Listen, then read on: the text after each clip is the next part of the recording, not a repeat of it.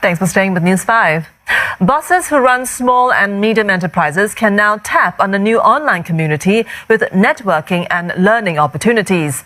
This was launched at the Industry and Services 4.0 conference, where various panels explored how businesses and workers can digitalize for the future economy.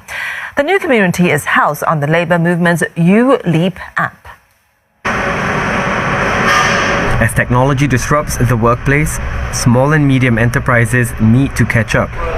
Business owners who find it hard to set aside time for training can now set their own pace with the launch of uLeap communities.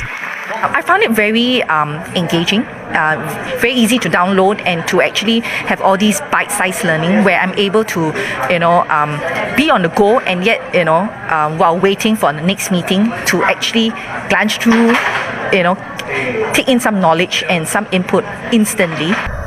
By the time it's fully up, there will be about 50 modules covering topics ranging from human resource to artificial intelligence.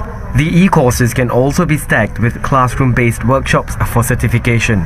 In a panel discussion after launching the platform, Labour Chief Ng Chee Meng underlined the importance of digitalization for businesses and workers going forward. Given our economic starting conditions now, our aging population, project in your mind simply where will the Singapore economy be 10, 15 years down the road. Not enough manpower. Without technologies, how do we drive productivity growth? Because ultimately 2 to 3% growth in Singapore's context will largely come, or almost all of it will come from productivity growth. So technology is a friend to the country and to the businesses. But there was also a call for companies to first understand their digitalization needs and why such efforts are required. If you have an idea what to do, if there's something that's missing in the ecosystem today that we are not able to help you to do, come to me. If you see that you have a real pain and there's no medicine to solve your pain, it's my job to create a medicine for you. But if you're coming here to ask me when you can take my medicine without knowing what your problem is, I'm sorry, you are killing yourself eating my medicine. At a separate panel discussion, Mediacorp CEO Tam Lok Keng spoke about how the company stays relevant in the digital age. We need to be adaptive. We have to build this culture where we're willing to try and we're willing to accept failure and say, at least we tried. So I think that's the main thing. There will no longer be this, there is no end game. I think it's the constancy that we need to be able to build our organization, need to have that resilience. The conference attracted more than 400 people from SMEs, multinational companies and government agencies. A traditional Chinese medicine practitioner has been suspended for 3 years and fined $5,000 for failing to give the appropriate treatment to a diabetic patient. The patient eventually had to have his left leg amputated from the knee down. The TCM practitioner had previously practiced at the Royal Acupuncture Specialist Centre located in Lorong 1, Toa Payoh. The clinic was no longer there when CNA visited the area today. It's believed that the clinic stopped operating from November last year.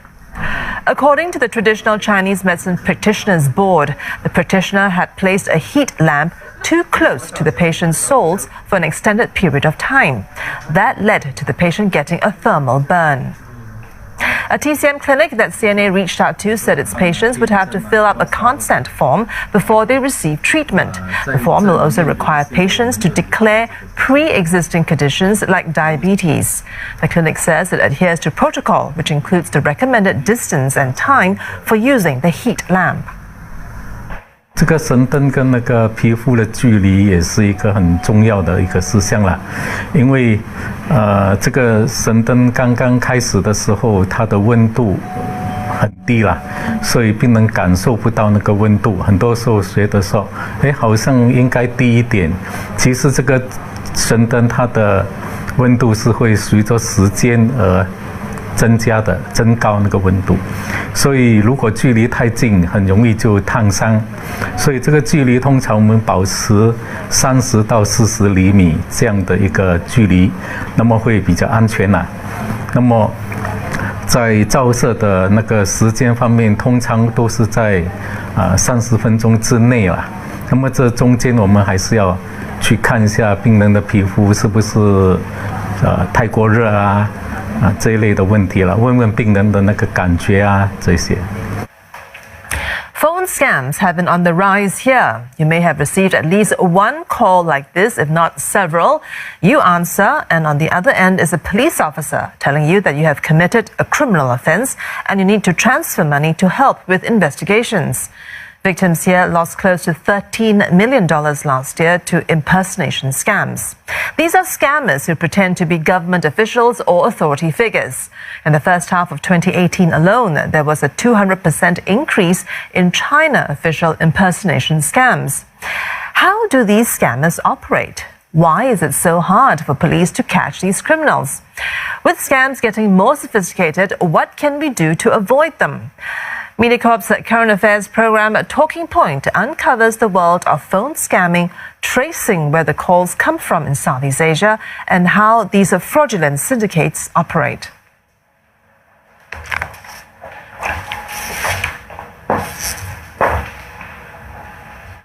Catch Who's Scamming Me, a 3-part special tomorrow and 21st March at 9:30 p.m. with part 3 on toggle.sg. And that's News 5. Thanks for the company. Good night.